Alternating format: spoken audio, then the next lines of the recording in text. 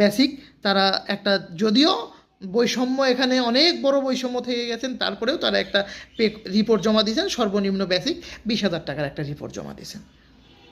আপনাদের মাথা ঘুরে গেছে, আপনারা চিন্তা করেন না কেন? যদি 2টা পে স্কেল দেওয়া হতো সরকারি চাকুরিজীবীদের, তাহলে আজকে তাদের বেতন কত থাকতো? আসলে কি আঙ্গুর ফল টক, নিজেরা যোগ্য না, যোগ্যরা যদি যোগ্য চেয়ারে বসে তাকেও কাজ করতে দিবেন না।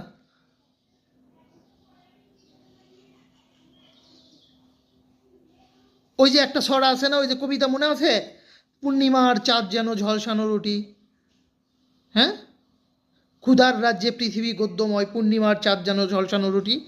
পেটে যখন ক্ষুধা থাকে, পরিবারের চিন্তা থাকে, আমার মেয়েকে আমার স্কুলে দিতে হবে, আমার ছেলেকে স্কুলে দিতে হবে, আমার বাবা মার চিকিৎসা করাইতে হবে, আমার ছোট ভাইকে পড়ালেখা করাইতে হবে, আমার খাইতে হবে, যখন এই চিন্তাগুলো মাথার মধ্যে থাকে না, তখন কেউ 100% সেবা দিতে পারে না।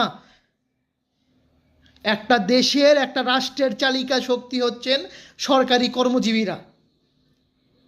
আপনাদের মতো সুশীল বুদ্ধিজীবী অর্থনীতিবিদরা না। সরকারি চাকরিজীবীরা যথেষ্ট ধৈর্য সহ্যের পরীক্ষা দিছে, তারা যথেষ্ট ধৈর্য সহ্যের পরীক্ষা দিয়ে কর্মবিরতি দিব না, আমরা শান্তিপূর্ণ আন্দোলন করব, কিন্তু আপনাদের মতো কিছু সুশীল না, কিছু কুশীল, কিছু খারাপ মন মানসিকতার, কিছু মানে বেয়াদ্দপ মন মানসিকতার মানুষজনের জন্য এই সরকারি কর্মচারীরা আজকে রাস্তায় নামতে বাধ্য হয়েছেন। লজ্জা করে না আপনারা? সরকারি চাকরিজীবীরা কেন রাস্তায় নামবে? তাদেরকে কেন রাস্তায় নামতে হবে? আপনারা নামতে বাধ্য করছেন,